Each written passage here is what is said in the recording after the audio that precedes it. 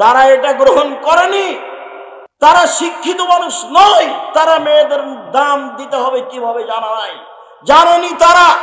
জাহেলিয়াতের যুগে স্বামী মারা গেলে 1 বছর বাড়ির পিছন দিকে থাকতে হবে একটা কুঁড়ে ঘরে, তাদেরকে খাবার দেওয়া হতো ওই প্লেটে, যে প্লেটে চুলা থেকে ছাই উঠানো হয়, ওদেরকে খাবার দেওয়া হতো পানির একজন একটা টিনের প্লেট ময়লা যুক্ত।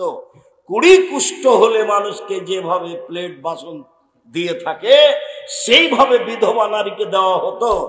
1 বছর পরে তাদের বৈধ হওয়ার জন্য, স্বামী মারা গেছে শোক পালন থেকে পবিত্র হওয়ার জন্য অনেক সমস্যা ছিল। সেই সমস্যাগুলো বুখারীতে উল্লেখ হয়েছে। আপনাকে আমি মুখামুখি বলতে লজ্জা পাচ্ছি, তাই ছেড়ে দিলাম। জাহেলিয়াতের যুগে মেয়েদের দাম দেওয়া হয়নি। মহান আল্লাহ বলেন, আকারনা ফি বুয়ুতিকুন্না ওয়ালা তাবাররাজনা তাবারুজাল জাহিলিয়াতুল উলা। হে মুসলিম মহিলা, তোমরা বাড়িতে থাকো।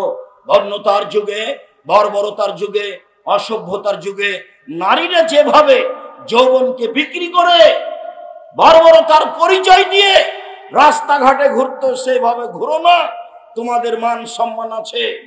জাহেলিয়াতকে লক্ষ্য করে আল্লাহ বলছেন, ওয়াইদা বুশরা আহাদুহুম বিল উনসা দাল্লা ওয়াজহুহু মুসওয়াদ্দান ওয়া হুয়া কাযীম। জাহেলিয়াতের যুগে যদি কোনো মেয়ে জন্ম নিত তাহলে বাপের মুখ কালো হয়ে যেত, সে বাড়িতে লুকিয়ে থাকতো, দোকানপাটে বাজারে যেত না, মানুষে লজ্জা দিবে সেই জন্য। একটা মেয়ে হওয়াতে সে চিন্তা করতো আইমসুকাহালাহুনিন, আমি তুরাব, অপমান অবস্থায় মেয়ে বাড়িতে রেখে দিব না মাটিতে পুঁতে দিব। যদি রেখে দিই অপমান সুনিশ্চিত, আর যদি পুঁতে দিই বালাই চলে গেল। তাই তারা নিজে হাতে মেয়েকে মাটিতে পুঁতে দিত। কায়েস ইবনে সাবিত নিজে বলছেন, ওয়াআদতু সামানিয়া বানাতিন লি, আমি আমার 8টা মেয়েকে নিজে হাতে মাটিতে পুঁতে দিয়েছি। আল্লাহ রাসূলের সামনে এসে বিবরণ দিচ্ছেন, এর নাম জাহেলিয়াত। সুন্দর করে গর্ত খুঁড়েছে, গর্ত খুঁড়ে সুন্দর করে মেয়েকে সাজিয়ে নিয়ে গেছে। সাজিয়ে নিয়ে যাওয়ার পরে মেয়েকে বলছে, আম্মু দেখো তো নিচে কি। তখন মেয়ে তো বাপের সাথে আছে, যেমন নিচে দেখতে গেছে তেমন মেয়েকে ধাক্কা দিয়ে গর্তে ফেলে দিয়েছে। আব্দুর রাজ্জাক সাহেব, এটা হয় কি করে? আজও আপনার হবে, এটাই সহজ আপনার জন্য। কি বলেন আপনি? আমরা আজকে মেয়েকে এভাবে মাটিতে পুঁতে দিতে পারবো? হ্যাঁ, অবশ্যই পারবেন। বলি আপনাকে, আপনি আপনার মেয়েকে ঢাকা বিশ্ববিদ্যালয়ে পড়াচ্ছেন, টাকা পয়সা খরচ করছেন, বারবার জিজ্ঞাসা করছেন, আম্মু কেমন আছো, টাকা লাগলে বলিও, তোমার ভাইয়ের কাছে নিও। এভাবে বলতে বলতে হঠাৎ একদিন শুনছে যে আপনার মেয়ে অমুক মদখোরের সাথে চলে গেছে। তখন আপনি বলছেন যে তোকে ত্যায্য পুত্র করলাম, তোকে জবে করব, তোকে যদি পাই তো টুকরা টুকরা করে করত নদীতে ভাসিয়ে দিব। তো এখনই তো একটু আগে চুমা দিচ্ছিলেন আপনি আর টাকা পাঠাচ্ছিলেন, এখন মেয়ে তো একটাই, যদি 2টা হয় তাহলে আপনার তো মন দুর্বল হয়ে গেছে। দাদি বলছে, নানি বলছে, কি করবি রে তুই, একটা ডিপিএস কর না, একটা গাভী নেই। তো 3টে যখন মেয়ে হয়েছে তখন দাদি নানি বলছে বউ তালাক দে, এ বউ চলবে না। এইটাই কি জাহেলিয়াত নয়? এটাই জাহেলিয়াত। একটু 19-20 সালে আপনি মেয়েকে ত্যায্য পুত্র করে তাকে জবে করে করত নদীতে ভাসিয়ে দিতে চাচ্ছেন। এটাই ছিল তাদের কাছে সমস্যা। মেয়েরা নিজেরা সম্মান নিতে পারেনি।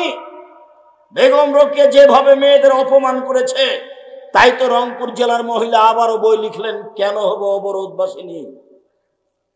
ঠিক সেভাবে মহিলারা নিজে নিজে জাতির কাছ থেকে সম্মান হারিয়ে মাটিতে মিশিয়ে গিয়ে ইহুদি খ্রিস্টানদের নীতিতে পরিণত, ইহুদি খ্রিস্টানদের অপমান গ্রহণ করতে চায়। স্কিন পায়জামা পরে জাতিকে অঙ্গ প্রত্যঙ্গ দেখিয়ে শিক্ষা প্রমাণ করতে চায়। যেটা বন্যতা, যেটা বর্বরতা, যেটা অসভ্যতা, যেটা কুকুর শ্রীগালের চরিত্র, সেটাই পছন্দ করে আপনার কারণে। আপনি বাপ হওয়াটাই অভিশাপ। আপনার মতো বাপকে আমি কোনোদিন বাপ বলে স্বীকৃতি দিইনি। আমি বলেছি আপনি চাচা, বলেছি আপনি সৎ বাপ। আমি এই কথা খুব ভালোভাবে জানি যে আপনি সত্যিই বাপ, এটা আমি খুব ভালোভাবে জানি। আপনি সত্যিই বাপ, কিন্তু আপনার স্বভাবের কারণে আপনার দুশ্চরিত্রের কারণে, আপনার শিক্ষার অভাবের কারণে, আপনার বোকামির কারণে আপনি আপনার মেয়েকে এইভাবে ধ্বংস করেছেন। তাই তো রাসূল সাল্লাল্লাহু আলাইহি সাল্লাম বলেছেন, তিন শ্রেণীর মানুষ কখনো জান্নাতে যাবে না। এক, আর রাজুলাতু মিনান নিসায়ে, পুরুষের বেশধারী নারী, যারা পুরুষের জুতা স্যান্ডেল পরে, যারা পুরুষের শার্ট প্যান্ট পরে, যারা পুরুষের পোশাক পরে, তারা জান্নাতে যাবে না। ও দায়ুস, আর আপনি যাবেন না। আপনি যে ওই মেয়ের বাপ, যে মেয়ে পোশাক পরে সেই মেয়ের পিতা আপনি, যার কারণে আপনি যাবেন না। এই কথা মুহাম্মদ সাল্লাল্লাহু আলাইহি সাল্লাম বলেন। মুগিরা ইবনে শুবা রাদিয়াল্লাহু তাআলা আনহু বলেন, আল্লাহর নবী বলছেন, আল্লাহ তাআলা হারাম করেছেন এক, উকুকাল উম্মাহাত, মায়ের অবাধ্য চলা হারাম। ঘুম থেকে উঠে দেখে মনে হচ্ছে মায়ের মতো বড় শত্রু আর কেউ নেই। মায়ের মতো বড় শত্রু আর কেউ নেই। মাটির উপরে সবচেয়ে খারাপ মানুষ হলো মা, এটাই মনে হচ্ছে। আল্লাহর নবী বলছেন সবচেয়ে বড় হারাম হচ্ছে মায়ের অবাধ্য চলা। দুই, মানাওয়াহাতিন, কৃপণতা অবলম্বন করা। তিন, অদুল বানাত, মেয়েকে মাটিতে পুঁতে দেওয়া। মেয়েকে মাটিতে পুঁতে দেওয়া হতো, তার নাম জাহেলিয়ত। জাহেলিয়তকে উপেক্ষা করে আল্লাহর নবী যা বললেন, আল্লাহর নবী যা করলেন, লম্বা আলোচনার সংক্ষিপ্ত আপাতত এখানে শুরু করি। আল্লাহর নবী যা বললেন এটা আগে বলি, তারপর আল্লাহর নবী যা করলেন এটা পরে বলি।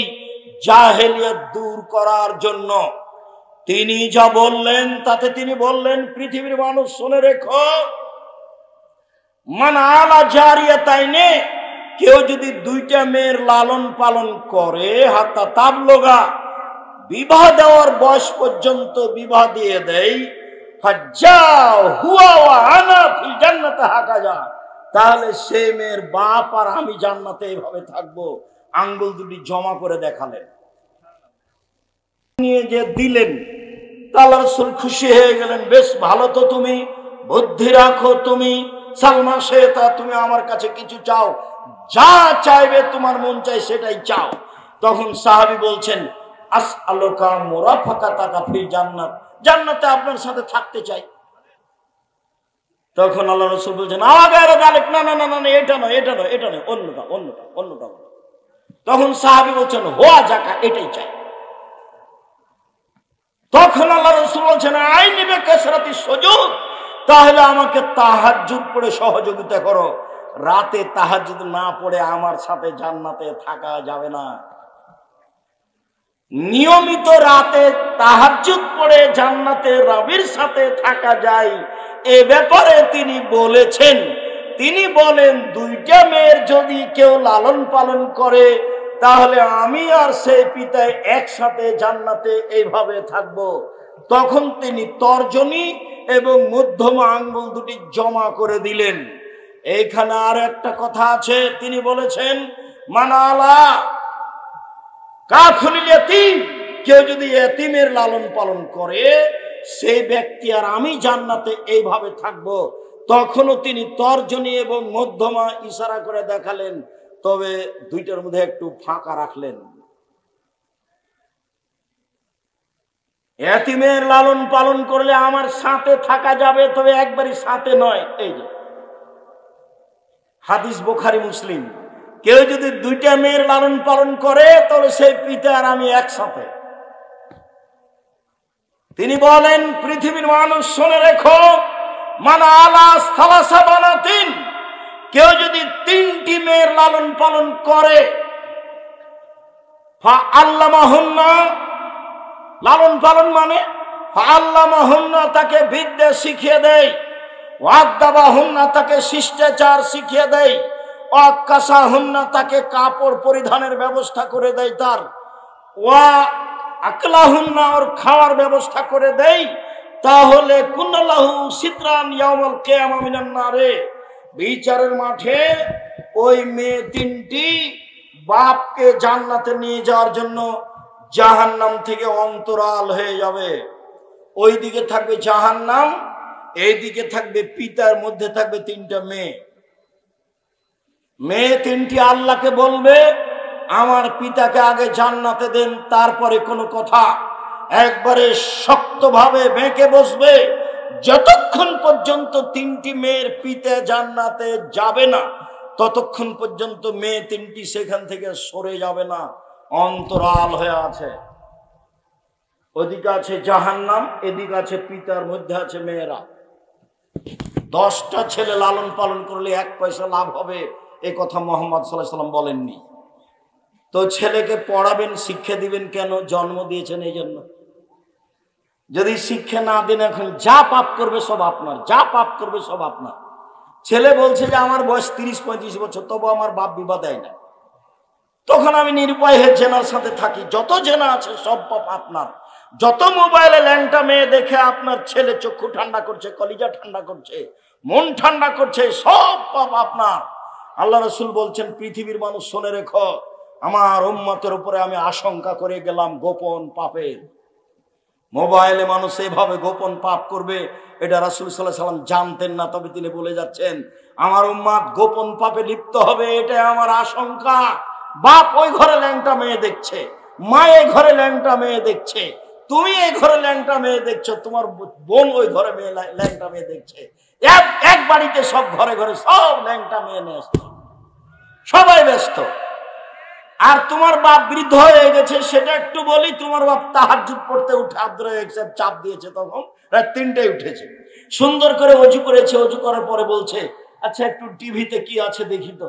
যেমন টিভি চালু করেছে, বিশাল আকৃতিতে ল্যাংটা মেয়ে চলে এসেছে। কোথায় যে তাহাজ্জুদ গেল?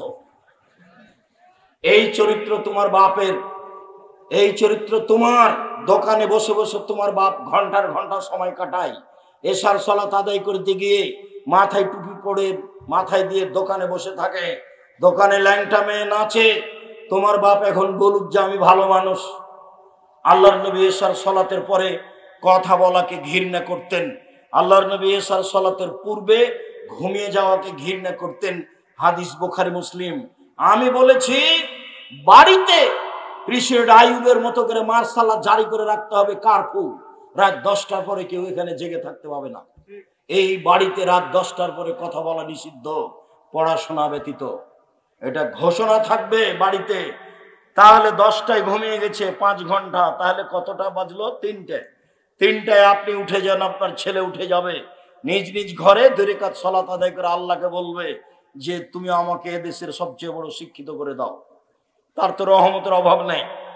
তুমি আমাকে বগুড়া শহরে একটা জমির ব্যবস্থা করে দাও। তুমি আমার এই ভ্যানটা ভেঙে গেছে, একটা নতুন ভ্যানের ব্যবস্থা করে দাও। যা বলতে চাই এখনই বলতে হবে, এটাই সময়। জীবনে কিছু করতে না পারলে অন্তত এই সময়ে কিছু বলেন। 4টা কাজ মনে রাখবেন। 1 5 ওয়াক্ত সালাত, 2 হালাল রুজি, 3 কোরআন তেলাওয়াত, 4 আড্ডা পিটা জীবনের জন্য হারাম, চিরদিনের জন্য হারাম। 2 জন যেখানে বসে আছে সেখানে বসবেন না। যদিও আজকে আব্দুর রহিমের বক্তব্যের পরে আমাদের বক্তব্য চলে না, তারপরেও আমি যেহেতু এসেছি, কেমনে ফিরে যাই এটা একটা কেমন কেমন লাগে, তাই আমি আপনাদের সামনে দাঁড়িয়ে আছি। না আমিও চাচ্ছিলাম যে যা হয়েছে হয়েছে, সালাম দিয়ে চলে যাই। আব্দুল্লাহ কি বলেছে আমি তখন শুনিনি। আমি আপনার কাছে যেটা বলছি, আপনি আমার দিনী ভাই দিনী বোন, নিজের ছেলে মেয়ের জন্য যেমন বলেন, আব্দুল্লাহ, আব্দুর রহমান, আব্দুর রহিম তাদের জন্য বলবেন। আল্লাহ যেন তাদের খিদমত কবুল করেন। বলছিলাম সম্মানিত দিনী ভাই বোন, রাসূল সাল্লাল্লাহু আলাইহি সাল্লাম বলেন, পৃথিবীর মানুষ শুনে রেখো, মান কানা লাহু সালাসা বানাত, কারো যদি 3টে মেয়ে থাকে, ফাল্লামাহুন্না, তাকে বিদ্যা শিখিয়ে দেয়, ওয়াদাবাহুন্না, শিষ্টাচার শিখিয়ে দেয়, ফালাহুল জান্নাহ, সে জান্নাতে যাবেই। এটা আল্লাহ রাসূল মুখে বলেছেন। মেয়েদের দাম আল্লাহ রাসূল নিজে মুখে দিচ্ছেন। জাহেলিয়াতকে উপেক্ষা করে আপনি দেখুন। আমি শিষ্টাচার বলতেই যে হাদিসটা অহরহ বলে থাকি, সেটা একটু শুনিয়ে রাখি। এই ছেলে, বসো, একটু থামো, বিরক্ত হচ্ছ কেন? আমি তো তোমার জন্য এসেছি কষ্ট করে।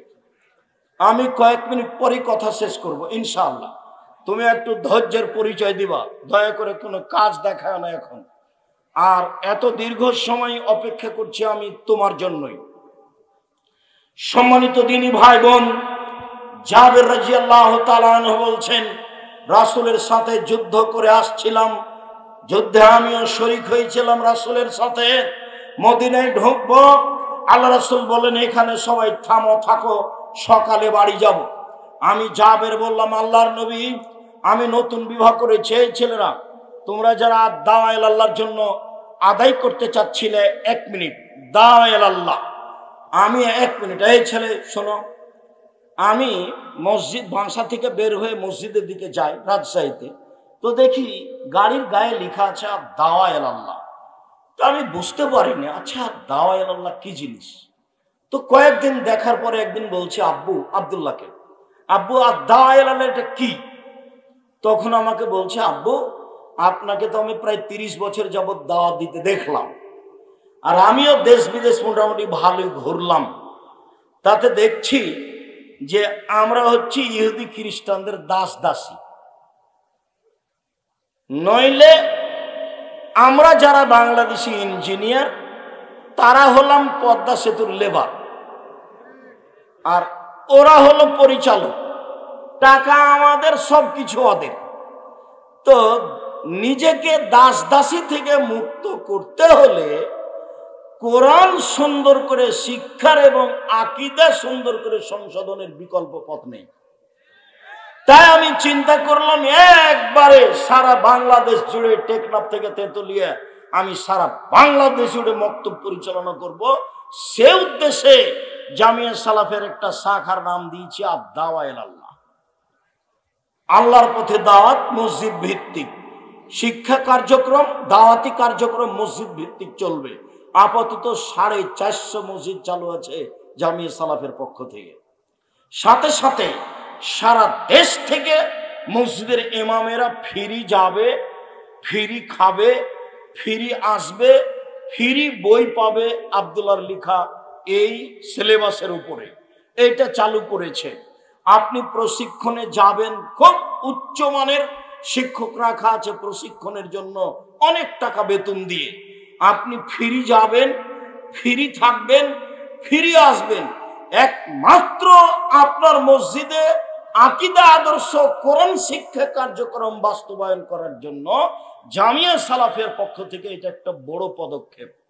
আল ইতিসাম পত্রিকা 12 জন মুফতি দিয়ে দেখা হয়, 50টা প্রশ্নের উত্তর আছে।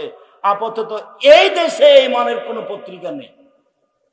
আর জামিয়া সালাফের একটা বড় শাখা আল অনলাইন ইতিসাম টিভি, যেটা জামিয়া সালাফের, সেটা তো সব সময় বলি সবচেয়ে বড় প্রতিষ্ঠান বাংলাদেশে। শিক্ষা মানে, শিক্ষক গণে, আয়াতনে বাংলাদেশের জামিয়া সালাফের সবচেয়ে বড় প্রতিষ্ঠান।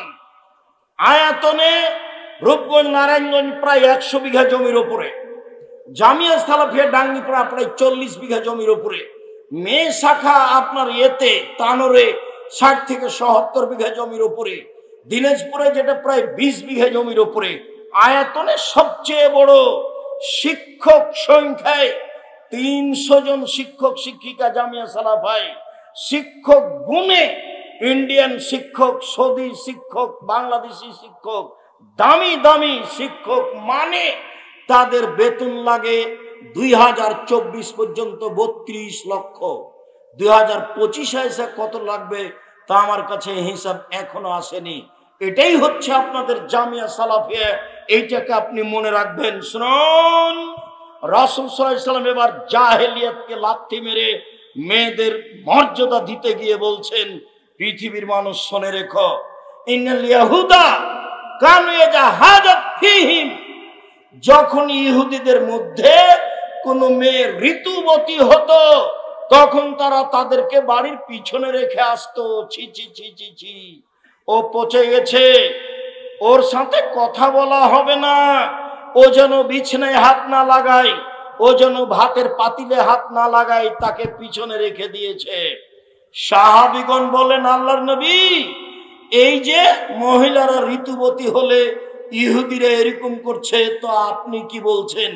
তখন আল্লাহ রাসূল বলছেন, ইসনাউ কুল্লা শাইইন ইল্লা নিকাহ, ঋতুবতী মহিলার সাথে স্ত্রী মিলন ব্যতীত যা কিছু তোমার শান্তি তৃপ্তির জন্য তাই করো। ঋতুবতী হয়েছে তাতে কি হবে? তোমার বিছানে থাকবে, তোমার সাথে থাকবে, তোমার সাথে কথা বলবে, তোমার সাথে মান সম্মান ভোগ করবে, তোমার সাথে খাবে, তোমার সাথে চলবে, যে কোনো প্রয়োজনে তোমার সাথে থাকবে। হাদিস বুখারী মুসলিম। এই ঘোষণা যখন আল্লাহর নবী দিলেন, তখন ইহুদিরা বলল, মা ইরিদু হাযা রাজুল আইয়াদানা ফি আমরিনা কুল্লা শাইইন ইলা ইউখালিফানা ফি। আরে কেমন মানুষ গো মুহাম্মদ, কত খারাপ মানুষ, শুধুমাত্র আমাদের বিরোধিতা করা তার কাজ। সব জাতীয় আমাদের বিরোধিতা করে, এমনকি ঋতুবতী নারী হলেও সে আমাদের বিরোধিতা করে। সে এই ঘোষণা দিয়েছে। আয়েশা রাদিয়াল্লাহু তাআলা আনহা বলেন, ইন্নী কুনতু ইকতাসাউতু মান নবী সাল্লাল্লাহু আলাইহি সাল্লাম মিন ইনাইন ওয়াহিদিন কালানা জুনুবুন। আমি এবং আল্লাহর নবী অপবিত্র অবস্থায় এক পাত্র থেকে পানি নিয়ে গোসল করতাম। এই কথা বলার পরে তিনি বলছেন, ফা আমারানি, তিনি আমাকে আদেশ করতেন, আত্তাজেরা, আমি ঋতু অবস্থায় স্ত্রী অঙ্গে একটি অতিরিক্ত কাপড় ব্যবহার করব। ফায়ুবাসিরনি, তারপর তিনি আমার শরীরের সাথে শরীর মিশিয়ে থাকতেন। ইউবাসের মানে আমার শরীরের মাঝে আর রাসূলের শরীরের মাঝে কোনো কাপড় থাকতো না। ওয়ানা হায়েস, তখন আমি ঋতুবতী। ইহুদি বলেছে ও পচে গেছে, বাড়ির পিছন দিকে রেখে আসো। ছাই তোলা প্লেটে তাকে খেতে দিতে হবে, ময়লা গিলাসে তাকে পানি দিতে হবে। ও যেন বাড়ির ভিতরে না আসে, ও বিছানে হাত লাগাতে পাবে না, পাতিলে হাত লাগাতে পাবে না। আয়েশা রাদিয়াল্লাহু তাআলা আনহা বলেন, আল্লাহর নবী আমার গায়ের সাথে গাও লাগিয়ে কাপড় ছাড়াই রাত অতিবাহিত করতেন। আয়েশা রাদিয়াল্লাহু তাআলা আনহা বলেন, ওয়ান্নাহু ইখরাজ রাসাহু ইলাইহি ওয়া আনা মুতাকিফ, তিনি ইতিকাফ অবস্থায় ইতিকাফে বসে আছেন, মাথাটা আমার দিকে আগিয়ে দিয়েছেন, লিয়াগসিলাহু, যাতে করে আমি তার মাথাটা ধুয়ে দিই। ওয়ানা হায়েজ, তখন আমি ঋতুবতী। মুহাম্মদ সাল্লাল্লাহু আলাইহি সাল্লাম নারীদের সাথে যা আচরণ করেন তা আয়েশার মাধ্যমে জাতির সামনে দিয়ে গেছেন। আয়েশা রাদিয়াল্লাহু তাআলা আনহা বলেন, আমি আশরাবুল মা, পানি পান করতাম গিলাসে, সুম্মা উনাবিলহু, আমি তারপর রাসূলের হাতে দিতাম। ফায়াদা ফাহু আলা মাওজাফিয়া, গিলাসের ওখানেই মুখ লাগাতেন যেখানে আমি মুখ লাগিয়ে পানি পান করেছি, তখন আমি ঋতুবতী। এই কথা আয়েশা রাদিয়াল্লাহু তাআলা আনহা বলেন। আয়েশা রাদিয়াল্লাহু তাআলা আনহা বলেন, আন-নবী সাল্লাল্লাহু আলাইহি সাল্লাম ইয়াত্তাকাউ ফি হিজরি, আল্লাহর নবী আমার উরু রানের উপরে মাথা দিয়ে কোরআন মাজিদ পড়তেন, তখন আমি ঋতুবতী। কোরআন মাজিদ আল্লাহর দেওয়া গ্রন্থ, পাক পবিত্র গ্রন্থ। আয়েশা ঋতুবতী মহিলা, তার উরু রানের উপরে মাথা রেখে আল্লাহর নবী কোরআন মাজিদ পড়তেন।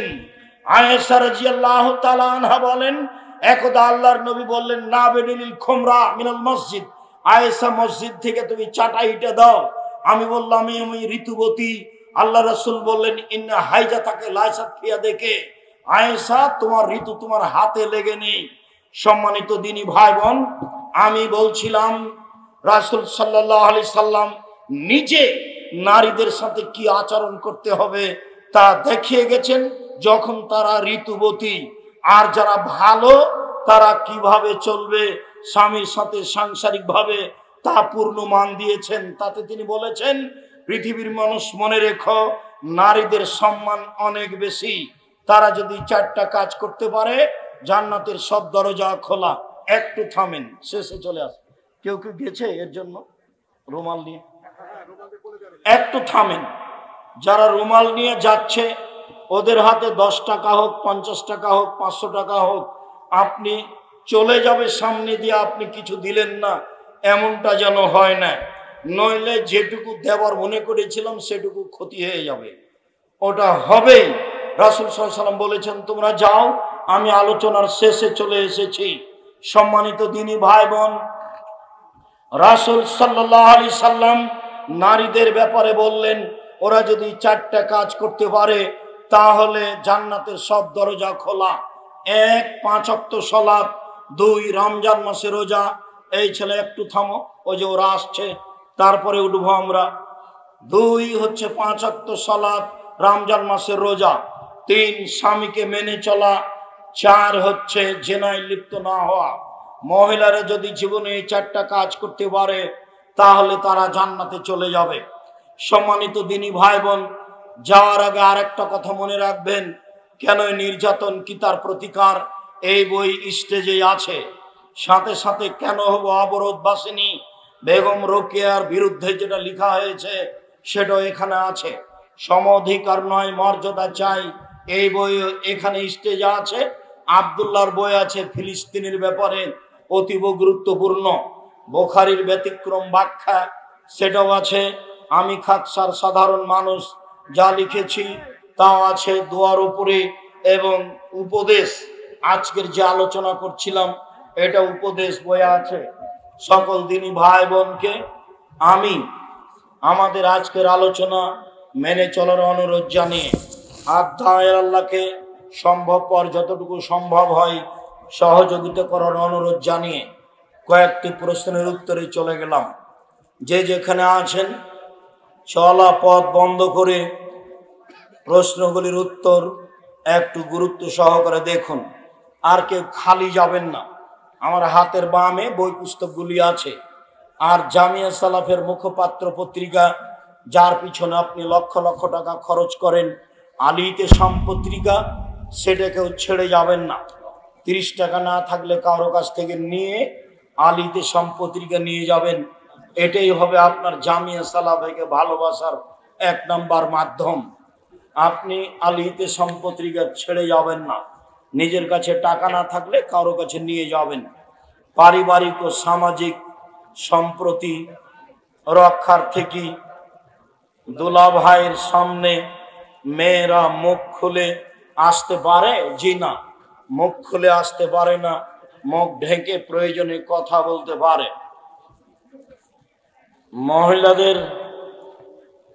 মহিলাদের জামাত, আমি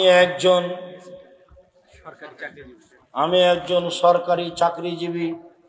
প্রতি বছর শেষে ব্যাংকে আমার টাকা না থাকা সত্ত্বেও 5-6 সুদ আসে। আমি তাহলে এই টাকার কি করব? যা আসে তা নিয়ে ছেলে মেয়েকে বলে রাখতে হবে, অসহায় পুরুষ নারীকে দিয়ে দিতে হবে, খাওয়া হারাম।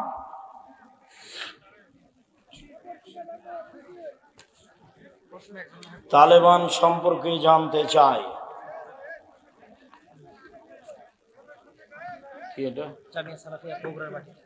বগুড়ার মাটিতে জামিয়া সালাফের প্রতিষ্ঠান করার কোনো পরিকল্পনা আছে? এইখানে পাশে কোথায় একটা জমি এক লোক দান করেছে, ইনশাল্লাহ সেখানে এই বছরই শুরু হবে বলে ভাবছি, দেখি কখন শুরু হয় ইনশাল্লাহ। আমরা পরিবারের অমতে প্রেম করে বিবাহ করি। বিয়ের 3 বছর পর আমাদের পরিবার মেনে নেই। আমরা পরবর্তীতে আর বিবাহ করি নাই। তোমার আব্বার উচিত 2 জন সাক্ষী নিয়ে পুনরায় বিবাহ পড়ানো। 2 জন সাক্ষী নিয়ে যতদিন পর্যন্ত তোমার বাপ বিবাহ না পড়াবে ততদিন পর্যন্ত তোমাদের জেনা হবে। 10 ছেলের মা হলেও এটাই ঠিক। আমার প্রশ্নটা হচ্ছে, ব্যাংকে চাকরি করা হারাম, এর সত্যতা আমি অকপটে স্বীকার করি। কিন্তু যদি এটা সত্যি হয়ে থাকে তাহলে এখানে টাকা জামানত বা ব্যাংকে রাখা, জি, ব্যাংকে চাকরি করা আর টাকা ব্যাংকে রাখা দুটো এক নয়। খুশিতে মাসে মাসে টাকা উঠাবেন ব্যাংক থেকে, লোন নিয়ে বাড়ি করবেন, আর নিরুপায়ে টাকা ব্যাংকে রাখবে সুদ মুক্ত অবস্থায়, দুটো এক কি করে আপনি ভাবলেন? নামাজের ভিতর যদি এক আয়াত থেকে অন্য আয়াতে চলে যাই তাহলে কি নামাজ হবে? জি হবে, কোনো সমস্যা নেই, এবং তাতে সহসিজদা দিতে হবে না। দেখি কি লেখা আছে। আমরা রড মিস্ত্রি কাজ করি, কাজ শেষে কিছু 60 রড বাঁচে, ওগুলো মহাজনকে না বলে বিক্রি করি। এটা আমানতের খেয়ানত, হারাম। এটা না বলে বিক্রি করা যাবে না। হারাম টাকা হালাল কোনো ব্যবসায় বিনিয়োগ করলে সেখান থেকে উপার্জিত। হারাম টাকা হালাল কোনো ব্যবসায়, জি না, হারাম টাকা দিয়ে হালাল ব্যবসা করা যায় না। হারাম টাকা দিয়ে হালাল ব্যবসা করা যাবে না। স্বামী মারা গেলে স্ত্রী নাক ফুল পরতে পাবে না, এটাই হিন্দুদের নীতি। স্ত্রীর ওই সময়ে নাকে কানে পরনে যা আছে তাই থাকবে, খুলতে পাবে না। নতুন পড়তে পাবে না 4 মাস 10 দিন, নতুন পড়তে পাবে না 4 মাস 10 দিন, খুলে দিতে হবে, হিন্দুদের নীতি। ছোট বাচ্চাদের কালো টিপ পরানো যাবে কি? কোনো রহস্য থাকলে শিরক হবে। রহস্য যদি না থাকে, দেখতে ভালো লাগে, তাহলে কালো টিপ দেওয়া যায়। নামাজ ছেলে মেয়ে আলাদা কি না? জি না, ছেলে মেয়ের নামাজে কোনো পার্থক্য নেই, একেবারেই পার্থক্য নেই। এতটুকু যে মেয়ে এমাম হলে লাইনেই থাকবে, মহিলা মানুষ এমামে ভুল হলে হাতের উপরে তালি মেরে ভুল সংশোধন করবে। সলাতের নিয়ম কানুনে পুরুষ নারীর কোনো পার্থক্য নেই।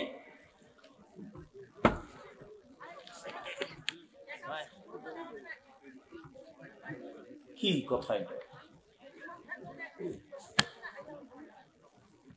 একামত যখন শুরু হবে তখন থেকে দাঁড়ানো শুরু করবে। আমার বাড়ি খেতলাল, জয়পুরহাট। আমার প্রশ্ন, বিভিন্ন কোম্পানি থেকে বাকিতে পণ্য কিনলে কি সুদের অন্তর্ভুক্ত হবে? জি না, প্রতারণা যেন না থাকে।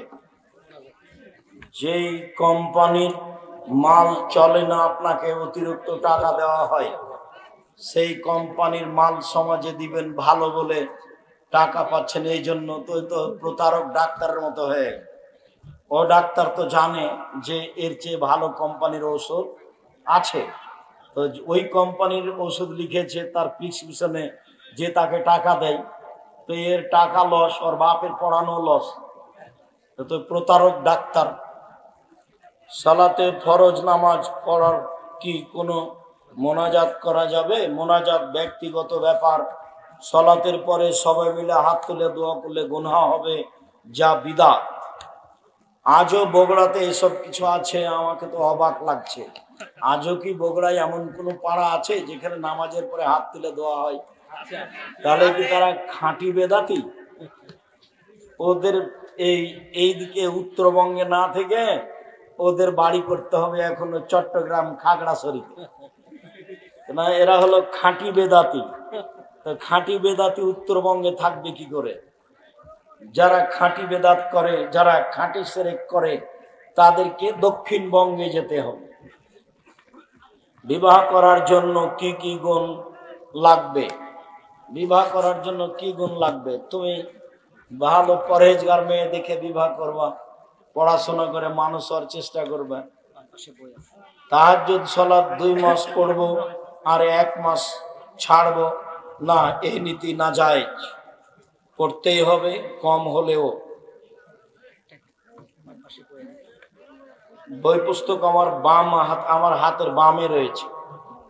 পায়খানায় বা গোসলখানায় সালাম বা আজানের উত্তর বা দোয়াগুলি পড়া যাবে কি?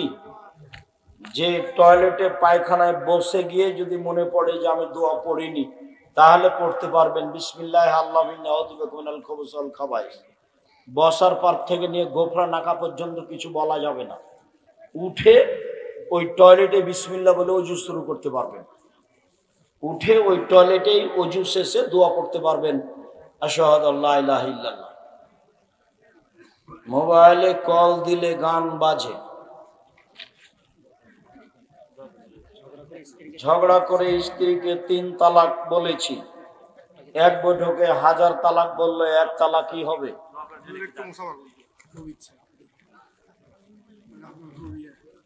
আমরাও চলে এসেছি কাছে, দেখো কিছু যে একটু পড়ে দেখো। মামার সাথে ভাগ্নির বিবাহ কি জায়েজ? মামার সাথে ভাগ্নির বিবাহ হারাম, চিরদিনের জন্য হারাম। যদি চাচাতো ভাগ্নি হয় কোনো সমস্যা নেই, মানে চাচাতো বোনের মেয়ে, তো বইয়াতে ঢাকাতে এক জায়গাতে চাচাতো বোনের মেয়েকে বিবাহ করেছে, তাই মাওলানারা বৈঠক বসিয়েছে বিবাহ বাতিল করার জন্য। তা আমি বলছি যে ওর চাচাতো বোনকেই তো বিবাহ করা যায়, মেয়ের মাকেই বিবাহ করা যায়, তো মেয়েকে বিবাহ করা যাবে না? ও তো চাচাতো বোনের মেয়ে, ও সূত্রে মামা বলছে, মামা বলবেই স্বাভাবিক। কেননা তোমার খালাতো বোনের মেয়েও তোমাকে মামা বলবে, তোমার মামাতো বোনের মেয়েও তোমাকে মামা বলবে, তোমার নিজ বোনের মেয়েও তোমাকে মামা বলবে, তোমার চাচাতো বোনের মেয়েও তোমাকে মামা বলবে। এটা স্বাভাবিক ব্যাপার। তোমার জন্য যেটা হারাম সেটা তোমার নিজ বোনের মেয়ে।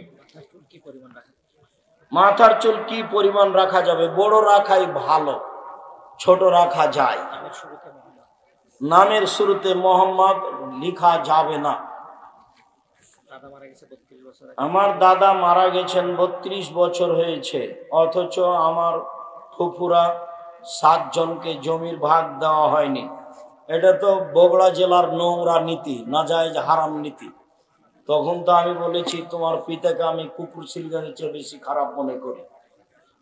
কেন দিবে? তুমি বলে দিবা যে আব্বা ভাগ্য নিয়ে এসেছি, জমিদারি যদি ভাগ্যে লিখা থাকে জমিদারি করে খাবো, যদি ভাগ্যে ভিক্ষা করা লিখা থাকে ভিক্ষা করেই খাবো। ফুফুর জমি খেয়ে জীবন বাঁচাতে রাজি নয়। একবার এহরাম বেঁধে কতবার উমরা করা যাবে? একবার এহরাম বেঁধে একবারই উমরা হবে। যদি আর একবার উমরা করে তাহলে হজটাই বাতিল, আবার পরের বছর টাকা জমা দিয়ে হজ করতে যেতে হবে। এক সফরে একটাই উমরা। মাওলানা সাহেব বলেছে যে বাহির থেকে আসলে উমরা করতে পারবে, সব মিথ্যা কথা, একটাও কথার প্রমাণ নেই। বাস এক সফরে একটাই উমরা। যদি একাধিক উমরা হয়ে থাকে তাহলে হজ বাতিল হয়েছে, আবার টাকা জমা দিয়ে হজ করতে যেতে হবে। বর্তমান নেতারা মোড়ে মোড়ে ছবি ঝুলিয়ে রাখছে, হারাম নাজায়েজ। যেমন ওই যে বাসারের মূর্তিকে শেখ সাহেবের মূর্তির অবস্থা, আমিও শেখ সাহেবের মূর্তির পাশ দিয়ে হাঁটতাম আর মনে মনে বলতাম এই দিন কি সেই দিন আসবে যেদিন এই মূর্তি ভেঙে দেওয়া